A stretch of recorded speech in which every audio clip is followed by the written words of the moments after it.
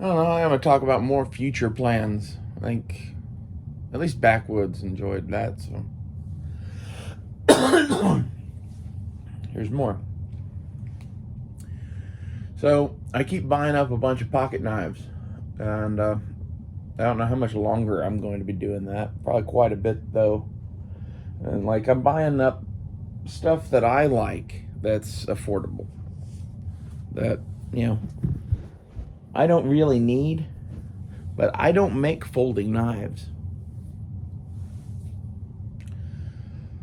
And I'm pretty sure as this shit, you know, continues to get worse. Cat, what are you doing? You're not gonna sit on the phone.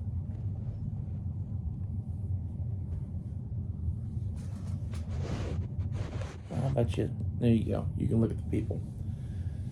As this goes on, I'm pretty sure that I'm gonna be bringing out the knife making tools eventually to just scratch that itch of I want a new toy. And like that's half of my thing is guns, knives, and other assorted weapons are all kind of in the same category to me of like they're a fun thing to make and use and play with and whatever. And as such,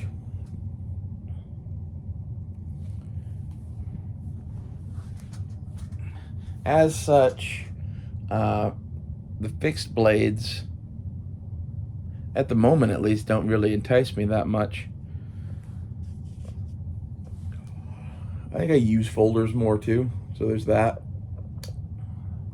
I had kind of thinned out my pocket knife collection over the last fucking, I don't know, couple of decades. I've basically always been selling the shit that I buy because, you know, at the end of the day, what you have is not as interesting as what you could have. And people don't ever figure that out. Half of my thing was I kept buying stuff where I was like, well, this is cool, but I want to try something different because I think it's not perfect or whatever. And like, perfect is the enemy of good. I've, sold 1,000 knives that most people would kill to own. At the end of the day, I like a Swiss Army knife. Call me simple and basic. So really everything over and above a Swiss Army knife is gravy. Now I have been playing with the idea of like, I want pliers and a Swiss Army knife because like this thing doesn't have pliers. And this thing is just pliers and a serrated blade that's 154 cm. So like this could in theory be the only thing that you carried. But this is missing something and I don't know what it is. It's missing a third amigo. And like this thing rides with them a lot. More Eldris. But that's not really the right answer. I'd like a folding thing. So we're on the hunt for that. And I want to fill in like some slip joint needs in my collection. Honestly, I was looking at my knives, and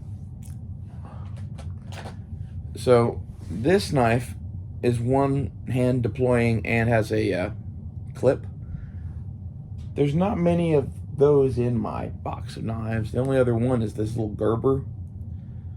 I found this while going through some stuff. I bought this a million years ago at Target. I always thought it was kind of cool, but it wasn't, I bought this when I was like 12, 15, somewhere in that range. And I found it in a box of old toys. So, a real Gerber that I bought with fucking allowance money. Yeah, it's shit like that I'm like, I want to have a collection of knives. And maybe this we're going through my knife collection right now. I'm getting ready to add probably a good $100 worth of knives. And I have other things I could spend my prep money on, but nothing would make me as happy as the knives. That's the thing a lot of people don't get. And it's like, I have to buy them eventually. It really doesn't make or break me if I spend this week's money on fucking a car parts or not, really. I don't know. I have a lot of stuff that is all on the same level of priority, and right now the shit that I'm trying to get completed is my vehicle, and basically that means I need a roof rack and some lights and a fucking winch and maybe another solar battery and then some elbow grease, small parts.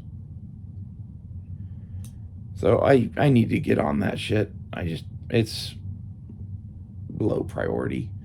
And then there's buying upgrades for Moon Tiger, the AR-15.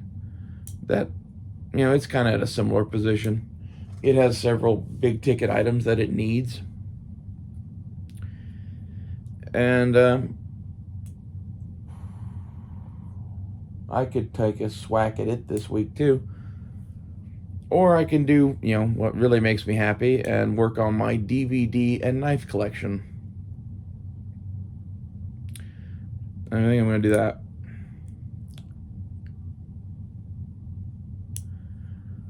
I'm debating which route to go knife-wise. Like, basically, I could buy one $80 knife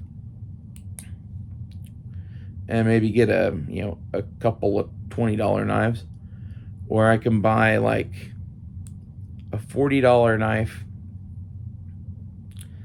a couple of $30 knives, a couple of $20 knives, and like just get a bunch of budget shit.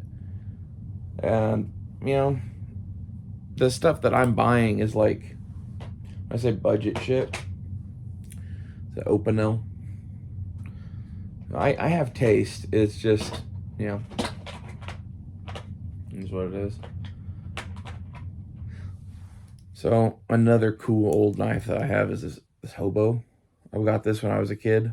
I bought a fishing box at a pawn shop my uncle worked at, and this knife came with it. It's a Colonial. Got fake stag handles. You see these a lot, but they have black synthetic handles. This one is significantly older. It's a, plastic stag fucking eating knife from the 50s probably, but it's pretty dope.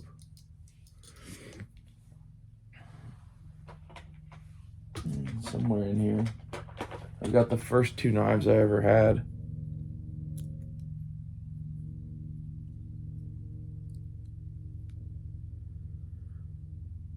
Oh, my grandpa gave me this.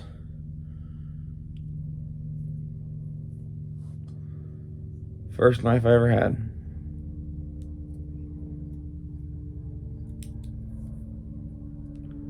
It has not been used in about 1 billion years. But like, I think this is why the folded metal knives I've found here recently, appeal to me. I'm gonna get a knife called a Duke. It's spelled D-O-U-K. You can look those up. And I've always liked this thing. I got it as a kid. This is not one of my first knives, but we're talking about this first knife right now. I liked it because it's also kind of a slim metal thing, right? So I'm excited to get a Duke. My other first knife is this thing, which is just some cheap Chinese piece of shit. No, I've hung on to it because it was the first thing I ever bought myself. I spent $5 on this. This is where the obsession started at. Trying to find a fucking solution for pocket tools. Right? It was this thing and this. About 1 million moons ago. Anything else really old in here? You want to be Vasily Zaitsev? This is the same knife that they had in Enemy of the Gates. They fold it on that weird notch and use it as a hook to pull a rifle. I have no idea what that notch is for. The one they have has a bail on it. I think the movie production company added that. I saw this at a gun show for cheap, though, and I think this is a Chinese copy of a Soviet knife from World War II. Because otherwise, I don't know why they would use it in that movie unless it was just they picked a knife that looked old and like it could be a grappling hook. I have no idea why it has that cutter on it. A rope, maybe? Like cigars? If you know what that's for, let me know.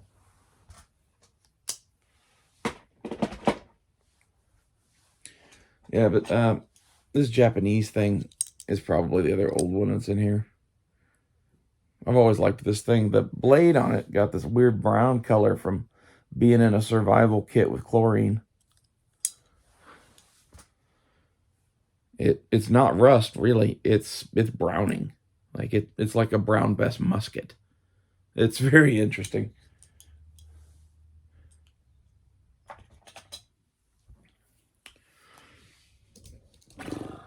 I don't know if it's the wisest thing to, spend $100 on knives while the economy's crashing, but half of my thing is I really like knives, and I think that what we're going through right now is the last little gasp of the good times.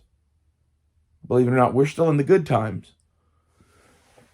We have not yet hit bad. And because of this, I'm squaring away shit that I like, that makes me happy, that basically it's lightweight, portable, no one can take it from you really unless they shoot you for it. Like, it's DVDs and a box of pocket knives. It isn't some fucking bank account. It isn't some fucking stock market portfolio. It's the shit that makes me happy. Over and above, being financially well, which there is no way to do now, basically. I don't believe there is. The only thing that you could do now to be financially well would be to be able to generate a vast amount of independent income, which, knife making can do. So there's that. I don't know. I need to start making shit again, but I also need this ear bullshit to get resolved, whatever it is.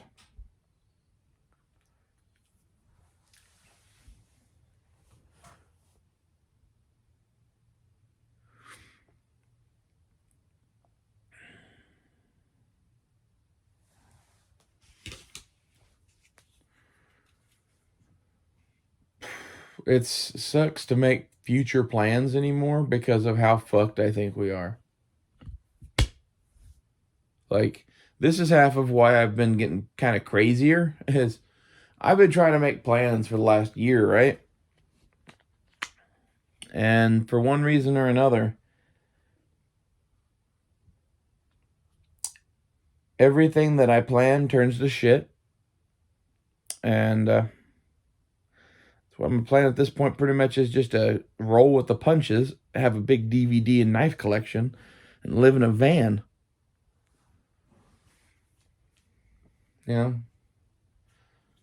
People have it a lot worse off than that.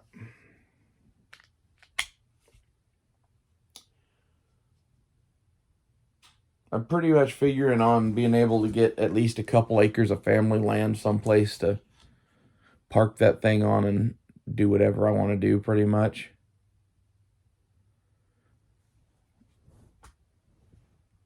I'd rather not do that. I'd rather have my own thing somewhere, but that's kind of like the reserve parachute idea. I think it's good to have a reserve parachute, especially in the situation we're in now.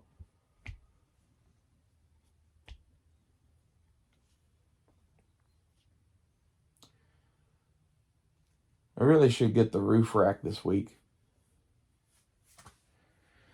That's where I could get the roof rack and buy a couple of cheap knives. But I would be in the poorhouse.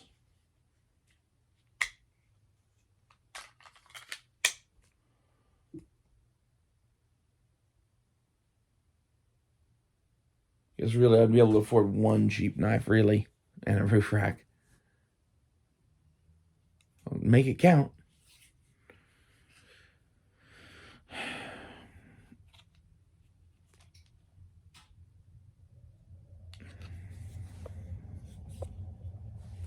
I don't know about anything beyond, the next few months, basically. Like, there's this shit looming over all of our heads of, like, Washington deciding shit with China and Russia on a daily basis that basically they're just taking us to war. There's nothing really you can do about that, I guess. I don't know. I think there is shit we can do about that, but, like, no one else really does, so I guess it doesn't matter.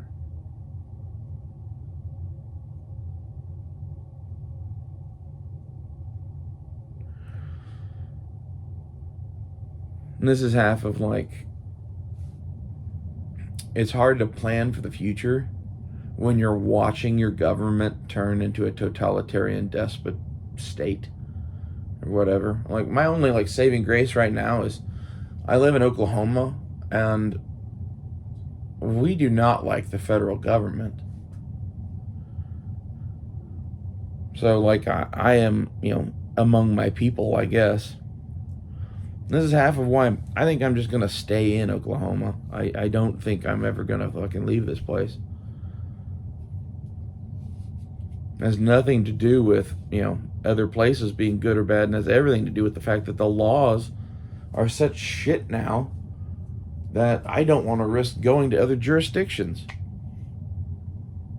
I'd rather stay under the set of laws that I'm under. Thank you.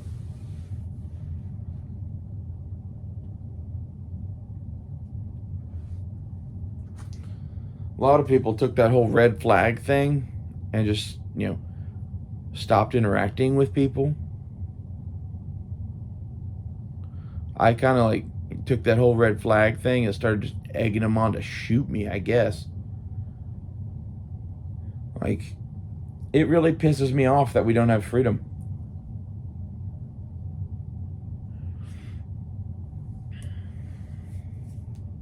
Sorry. I'm not supposed to be upset about that.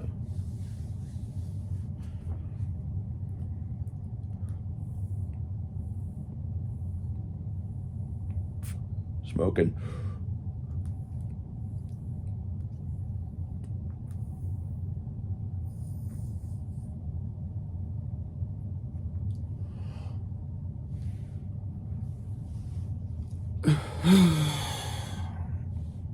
On to all of this.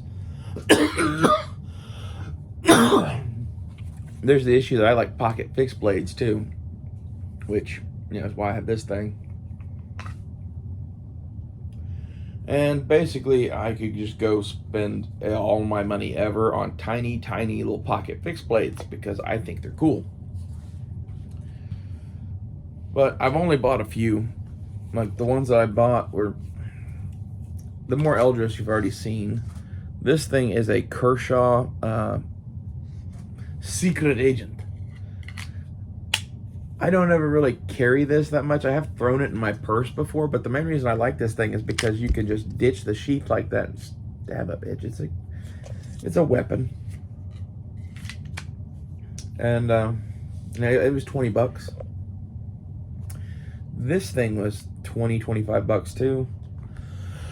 And there's this. And this is a CRKT Minimalist. It's the Minimalist Katana, and it's in a set of Flytanium Jade G10 handle grips. That this thing used to have 3 finger grooves like this, and I just prefer this. I thought this looked so dope when they made it. At least I think these look dope on the Katana. I don't think they look that dope on the rest of them. But this thing, all in, is like $60. I think it was like $25 for the Flytanium shit and like $30 for the knife, and then I had to spend $5 on shipping and a like little screwdriver thing. So I don't know. I dig this thing, and like this thing's made in China, and that just is what it is. At least I assume that this thing is made in China, because it doesn't say where it's made on it, and like that's a bad sign. It's one of those things that like they made such a cool looking thing for the right price that I bought it, and honestly it holds an edge really well and it looks really cool, so who cares. That's kind of where I'm at with some Chinese shit, but I would prefer not to have Chinese shit. And if you want to wonder why I feel that way, I give you the first knife. I've been disappointed from China from the beginning. This thing is my own pocket fixed blade. It's a buck 110 pocket fixed blade. So that's what I meant it to kind of look a little bit like. It has a Randall Type 14 style handle because I like that.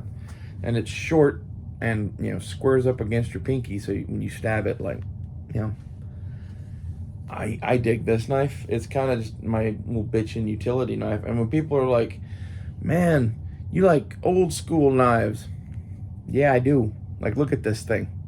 This is just a little chunk of 1095 with some walnut and some brass. This knife could have been in someone's pocket 2,000 years ago or whatever. I like old knives. So, a lot of the stuff that I'm buying is like slip joints and cool old knives from around the world. I don't know how much of that I'm going to do. That's what the Duke is part of. Like the Opinel is part of. Like this little Japanese thing. Like I have kind of a little bit of a collection of weird shit from around the world that I liked. This is a Finnish balisong. I really want a balisong, and like this is, you know, what I should spend my money on this week is I need to get a balisong and grab a Duke. I also agreed to buy a Imperial Barlow for 20 bucks on eBay. The reason I did that is I had one of those exactly like this, and I sold it off at Wanamaker a few years ago for 20 bucks, and I've missed it ever since. I will never use this knife. That's why I sold it. Like, it did nothing for me, but it's a cool pattern of old school pocket knife that I just want to have one of. And people charge out the ass for all these Barlows now, and the Imperial made, you know, dollar store ones from the 60s are bitchin' knives. For $20 they are. I wouldn't spend much more than that on one. But for $20 they're way better than any of that fucking GEC crap that people are spending $300 on. I don't understand that at all. You know, let's talk about fucking high-end fucking slip joints for a minute. Because like that's a market that I do not understand at all. I'm trying to see if I really even have it. I have one that I put in my tackle box earlier, but I don't really have a traditional slip joint right now. And this is why I'm buying a Barlow and a Stockman. Like, I tried to buy a Stockman last year through Amazon and got like, I don't know, it was a shitty fucking case knife. So I think I'm going to take another stab at it, and I found one that they make the same one that I ordered last time, which is the Amber Peach Seed Jig Bone, which I do like. Or they make one in stainless that I don't like that it's stainless, but it has canvas micarta, natural canvas micarta, like the yellowy canvas micarta slabs on it, and that's dope. I really like modern materials thrown onto some of these old knives, but I also kind of want to have the old one. And this is where, like, I think this is how case gets you, because I could own a bunch of Stockmans. I really like that pattern of knife. My reasoning on this is I don't care for the Trapper that much. It's a weird size and shape of knife to me.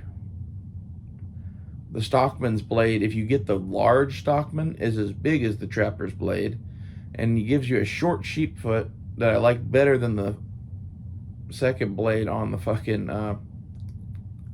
Trapper, and it gives you a little short spay blade that I also like better than the long spay blade on the Trapper. So it's like,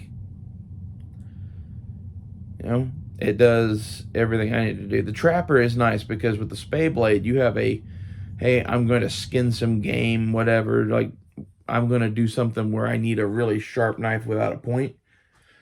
And you have this thing, which is your like general utility sticker, scraper, pry tool, everything else. This is your one to fuck up, and the fucking spay blade's one not to fuck up.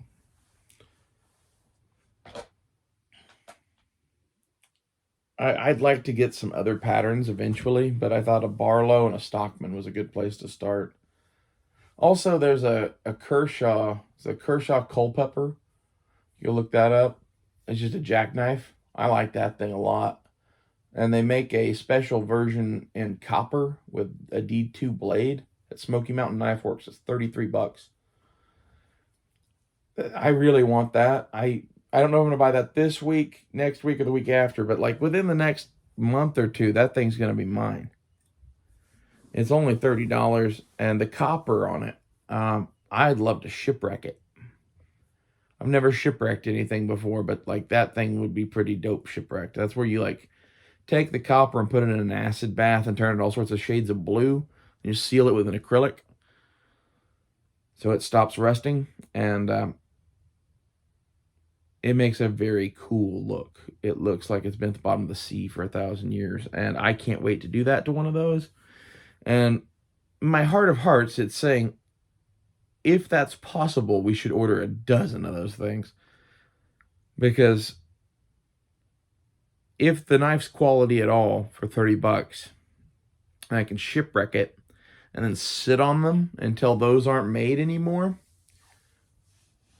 and then I'm just going to put them on eBay for, you know, $300 each, something like that. And this is some of this too, is like, some of this is buying some toys, and some of this is buying projects. Like, I buy Opinels like this, and I do this to them. I've talked about this a lot on here, but as such, you know, this knife, when it looked like this, was like $22. This knife looking like this, with a little companion knife done exactly to match it, I'm guessing is a little bit closer to $100. If I was a betting man. I don't know. But as such, just to spend some money on some steel that, you know, have some fun and build a collection and whatever, Opinels are nice because I can buy them, lightly mod them, and they become trade fodder. And that's this set. I am going to probably try to trade to Cutlery Lover. I don't know. I kind of like this set myself. This is half of my thing, but I think I legit could get a cool case knife out of Cutlery Lover for this set of Opinels. And I'd like to have a case knife that was owned by Cutlery Lover.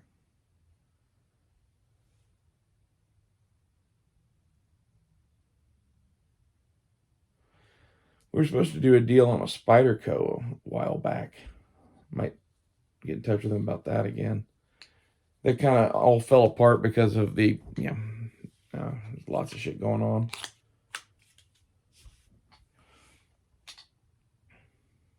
For the Spyderco, I might have to throw in another one though. I have a number 7 here that I'm thinking that this would make a cool 3-knife set.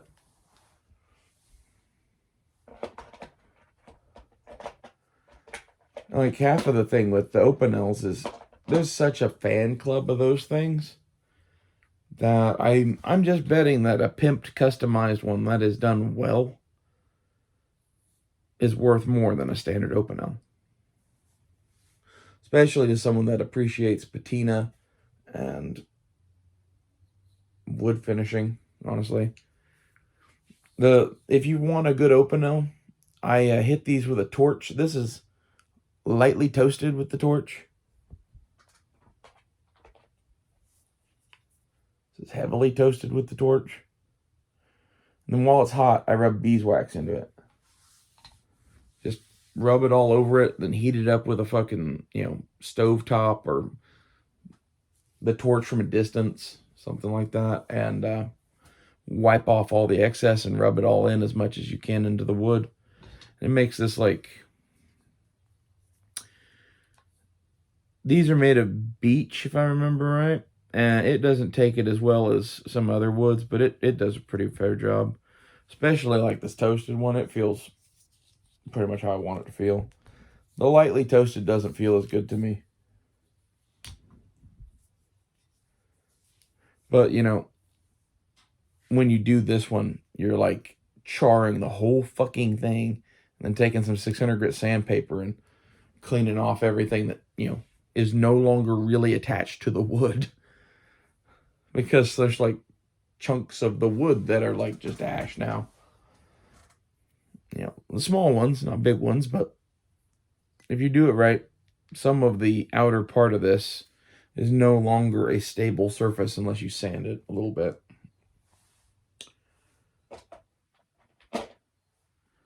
So that changes the feel of the knife considerable versus this one, which is just lightly toasted, and I don't think I sanded it at all. And like that's the other thing is, if you're doing this, you can go ahead and make some big mods on the ass end here. I like bobbed that little hook, which I think is a nice look. And it's kind of personal preference, right? Whether you like the square on the back or not. I tend to like this kind. It's like that number 7 I have. I'm kind of tempted to fucking make it look more like this one.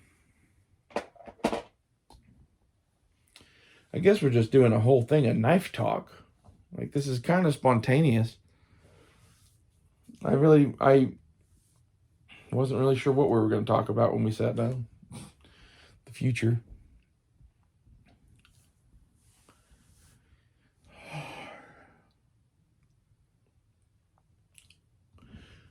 My thing is, if you're living in a fucking 20 by 20 cabin on 2 acres of land, a knife collection and some DVDs and, just shit that, like, distract you is probably going to be nice. All right? Like, I don't know that I'm going to build a 20 by 20 cabin if I'm on 2 acres. If I'm on 2 acres of land, I'm probably only going to build one big cabin. And I'm going to build it, bigger from the start, probably. Because, like, if you're only on 2 acres, it really limits what you're going to do outside. You are going to be, indoors a lot more. But this would be like, also the advantage of being a blacksmith is I really don't need a lot of land. Like, I do need some land to have a big enough shop to do shit in and whatever. And I kind of want to find a way to effectively heat the shop too, so I can do more in winter. It would be nice to cool it in summer, but I think that's a much harder proposition than cooling it and than heating it in winter.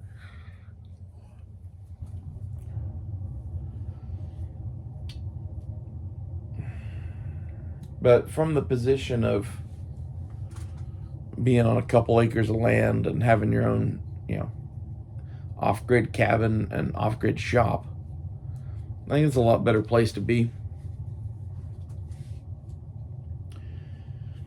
Eventually, I'd really like to have 10 acres of land, because I'd like to have a greenhouse and a pen for some sheep or goats or whatever. Said that before.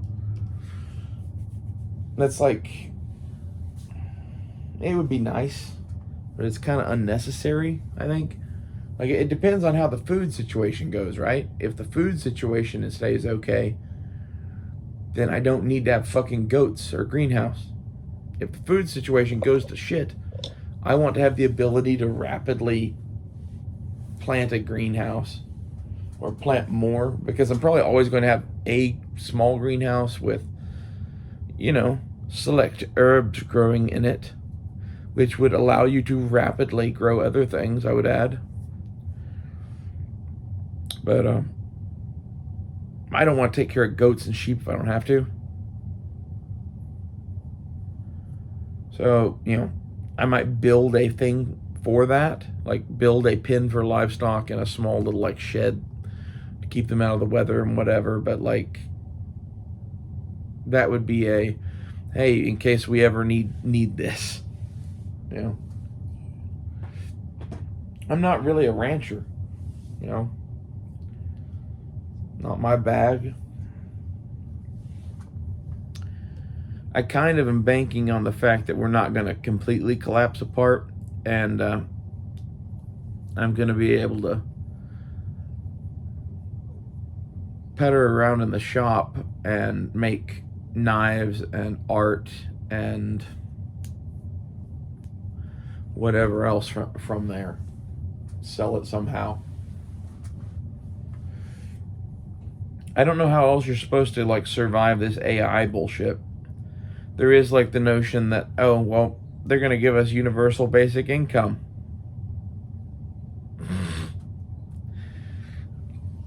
Talking about universal basic income, I think if they did ever give that shit to us, it would be worthless. It's one of those things like, you want to know what it's going to cost Weimar Germany? Let's give everyone $600 a month till the end of time.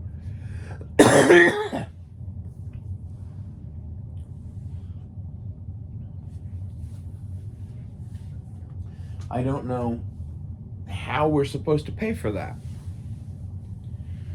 And like the Andrew Yang plan did make sense in some ways.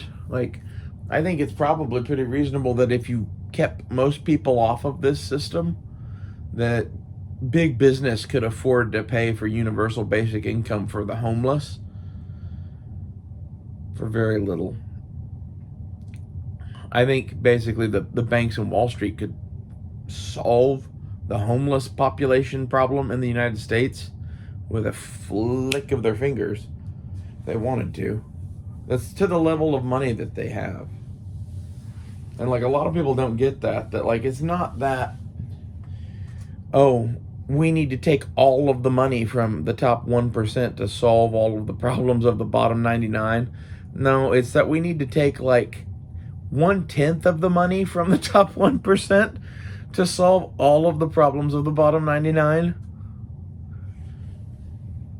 Yeah. And like I am not a socialist. I'm a capitalist. You have stopped doing capitalism very long ago. The second that the banks and the government and big businesses all got in bed with one another, you became a Nazi system. You became a state-run socialist system.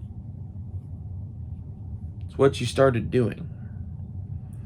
Like, we're all just supposed to pretend that that's not what happened, but that's exactly what happened. We have the same system that there is in China, because all of our banks and government and big business are all owned by the same people. They all go to the same clubs. Like, it's ridiculous.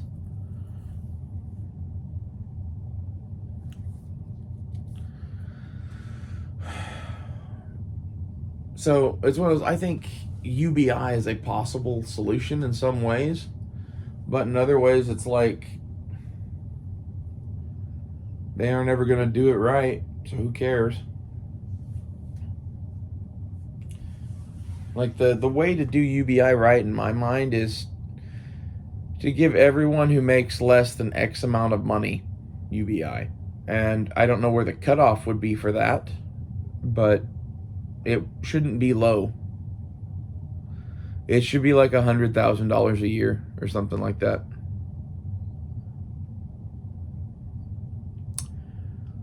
And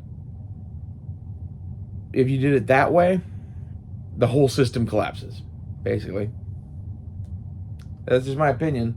Like, if you really want to make this fly, most people that actually could use some help should all get UBI too, and that's basically everyone. Okay? And the issue is how we fucking spend our money, and like that's because of how our society is organized. Our society is all organized to keep up with the Joneses and keep you buying shit. It's like sad and pathetic. We have this entire world that is built on the idea that we can make a bunch of shit and sell it to all you fucks and keep the world running, right? That seems to be the gamble. What happens when everybody has enough shit? Like, this is where, like, oh, well, you could technologically innovate. Well, you could. But, like, where are you going to go from fucking 4K screens and, like, where we are at now? Like, this is part of the problem, is that the level of technology from 10 years ago, 15 years ago, is more than acceptable for most people to live. And it's cheap to do that. Why don't we do that?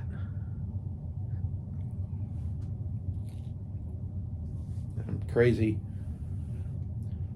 But instead, we have 1% of America turning themselves into fucking, like, some genetically enhanced cyborg with a fucking robotic cock.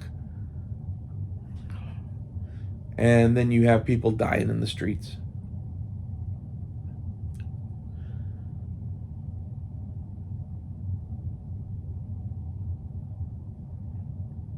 I think about Ebenezer Scrooge a lot.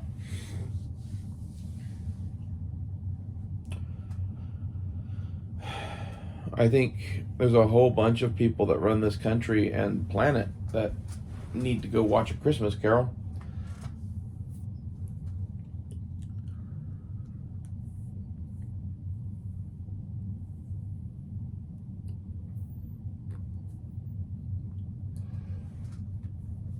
I think the reality of the situation is, at every level I've ever been at, people spend all the money they make.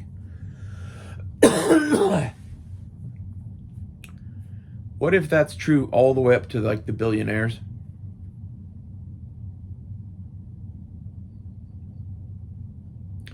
And if that's the case, then we're really fucked. Like, this is half of the problem. Is I think a lot of the people that want to levy taxes on people don't realize that any amount of tax at all stifles your ability to continue to do what you're doing. And, like, in some areas, like Amazon should be taxed, right? They need to be stifled a bit. Just my opinion. But, you know, that happens when, like, you are a crony capitalist that gets in bed with every government in every state that you can just to fucking, you know, squeak more money out of the system so that you can fucking try to take over the world and shut down every fucking brick and mortar store in the country. Like, we're watching, like, the death of retail hardcore, and, like, the death of movie theaters. No one's talked about in a minute around me, but, like, I have not been to a theater since I saw Shang-Chi or whatever it was in the Ten Rings. I saw that in theaters when it came out, like the week it came out. Since then, I have not seen a movie in theaters. And that I saw that right after I broke up with Dakota. That was fucking a long time ago now. And, you know, maybe I should go back to the fucking movie theaters or whatever, but that's not really the point of this. The point of this is how many other people are doing that shit. There's an entire industry of overpaid piss ants in Hollywood that are all going to get laid off and fired too when, like, their movies aren't fucking making money. And this is half of the thing, is like everything in the world right now is Disney. Look at Disney. They are being run by woke fuckers, and they're making choices based on their political opinions instead of the ability for the company to continue and the bottom line. And, you know, telling good stories. And, like, this isn't like, oh, you should make, you know, shit indoctrinating people to the right wing. No. Children's programming should not indoctrinate them into anything other than possibly a love of firearms and knives. Well, maybe not. I don't know. I saw Eddie the Eagle did nothing wrong. You know, that's how I feel. Fuck 'em. Child propaganda is good as long as it's on my side. It's all wrong though, man. Like really, ow. That's the thing of it is Disney owning a monopoly over all of these franchises now and being the fucking woke monster that it is and trying to like pervert your children. Man, did the fucking like idea of having all of those things under one house and a streaming service backfire? It's back to like, I wish that they just stopped making Star Wars. I think that's kind of where I'm at with like the American federal government is I grew up with Star Wars. I love Star Wars. It was like a religion for me until they fucking killed it. Same thing with the American government. Like, I used to be a big fan, but my list of fucking bullshit that you've been doing, like, when I was a kid, it was pretty damn long. I didn't think that I thought we should have had a fucking civil war when I was a kid. Like, I saw Ruby Ridge happen. I saw the fucking assault weapons ban happen. I was real young, but I saw all of the fallout from that shit in the 90s. I grew up in that shit. Our entire history is one of government overreach and corruption. It's just spaced out a lot, so people forget.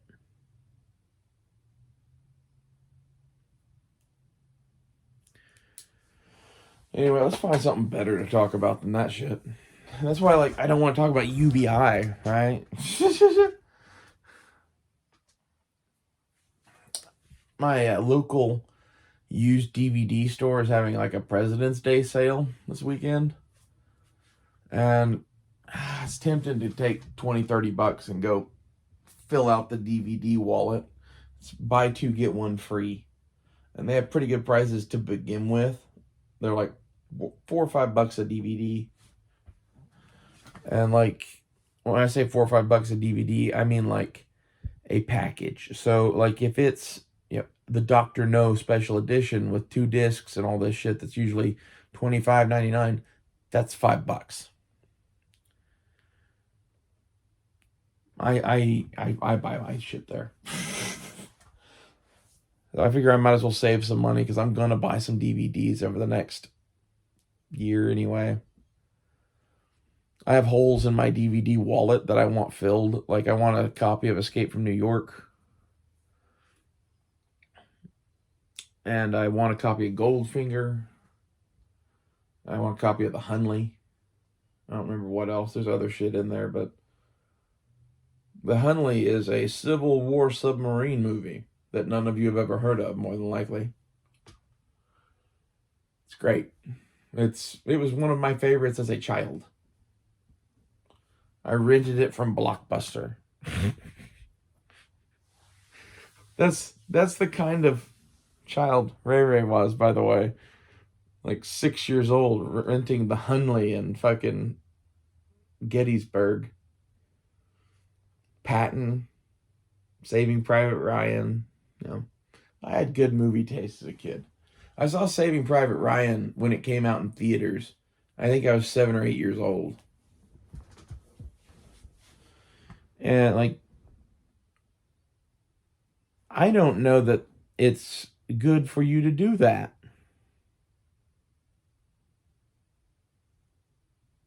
To be honest, I think there's an entire generation of us that what's wrong with us is that you showed us Saving Private Ryan when we were 8 and then sent us to war in Iraq for 20 years. That's Duke. Duke and I talked about that. Like, we both saw Saving Private Ryan at like before we were 10. And the like scene of Omaha Beach with the dude with his intestines out screaming for his mom haunts my memories to this day. And it's one of those things that like, everything I've ever seen in real life after that has not really that was captured so vividly, and I saw it at such a young age, that I might as well have been on Normandy Beach when it comes to that particular fucking memory, whatever. Like, this, what is this doing to our children?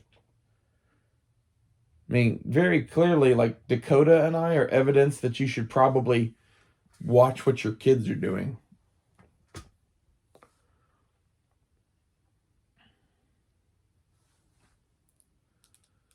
I don't know. Some of us just like to get fucked up and get our dick sucked.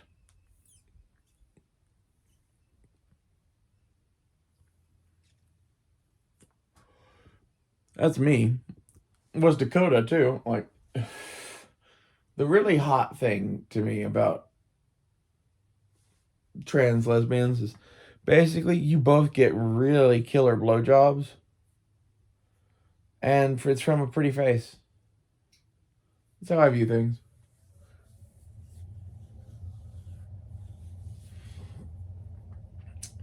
I don't know what you're supposed to do when you like cock and pretty faces. And like, I don't really like women. I like womanly looking men. Whatever the fuck that's about. I like Dakota.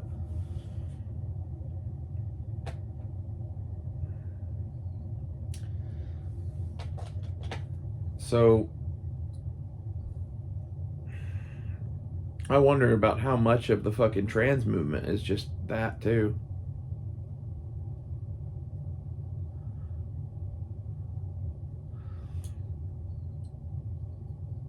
It does seem like there is some sort of a political movement that hates gays to the point that they'd want to fucking, you know,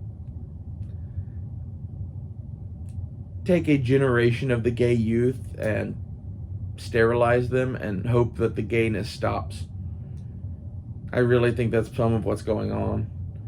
Some of it's also just in the water supply, and some of it is human beings have always fucking been pretty damn bisexual by nature, and the culture of this place is such that it breaks people.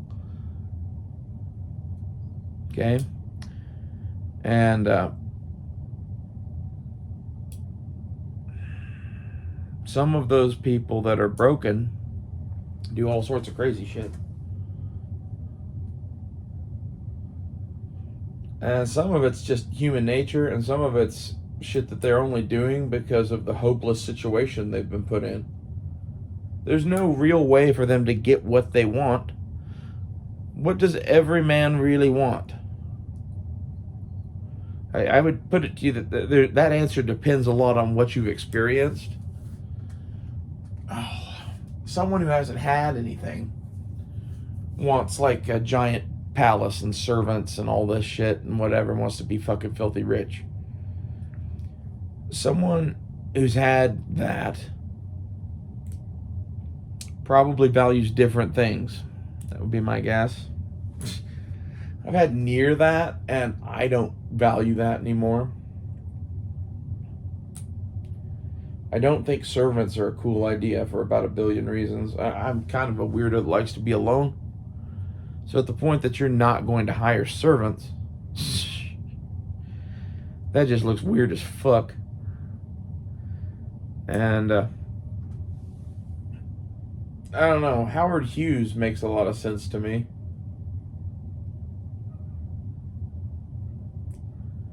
I know that's not like a ringing endorsement of mental health or whatever, but like some of his peculiar behaviors are now commonplace. I think he did quite a bit of drugs, and yeah.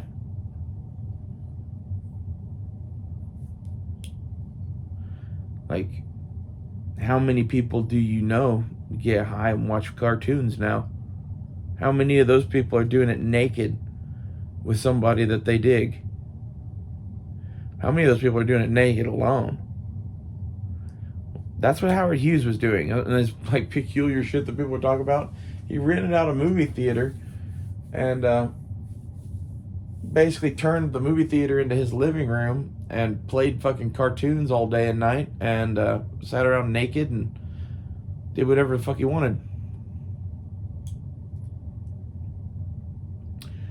That's not, being crazy. That's a couple of the different drugs he was on added into this, into his peculiar behavior, such as the being naked thing and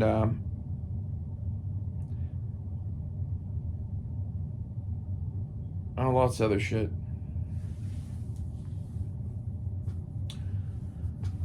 But like, if you look at Howard Hughes and what happened to him, that's what's happening to our entire society.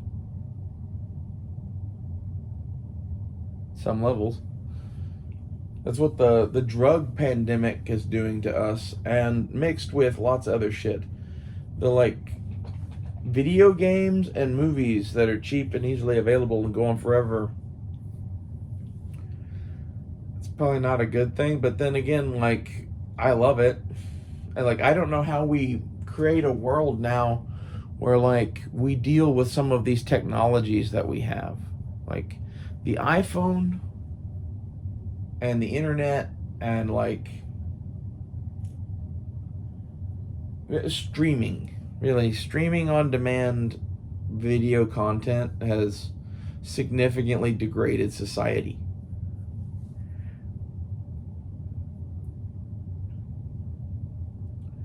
Video gaming in particular. I think video gaming sucks up so much of people's time. I even bought a video game thingy here recently. My girlfriend Dakota, she'd fucking just game all day.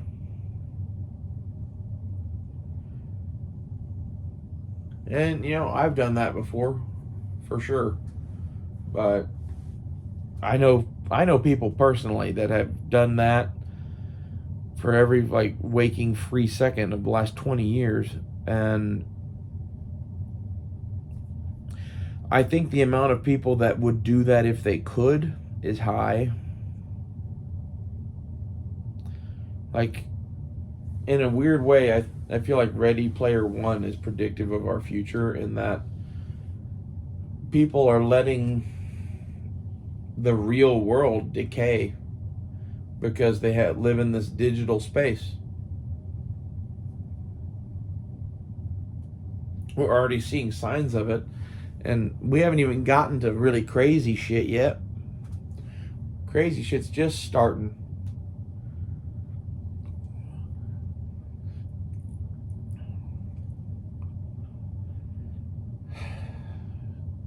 I think we're quite a ways away from the Star Trek-like future, but we're not as far as I thought we were.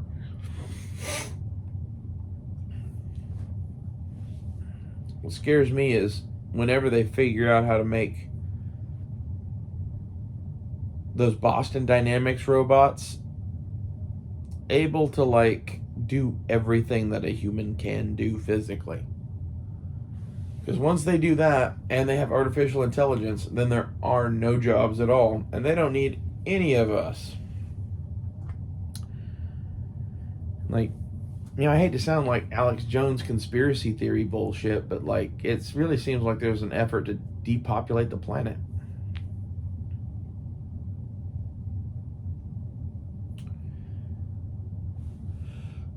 Well, let's wrap this up. This has been going an hour.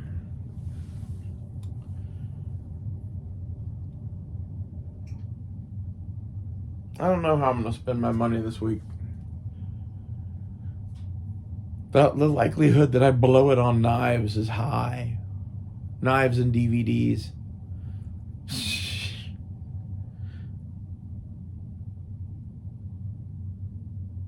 Like, this is part of the thing, is like, I don't view spending it on knives or DVDs as blowing it.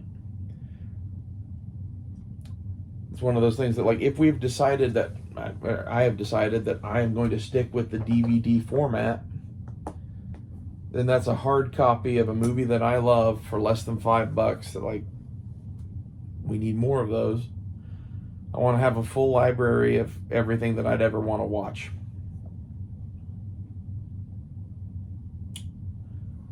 or at least be able to supplement. It's where I'm at now, is I can definitely supplement like a motherfucker.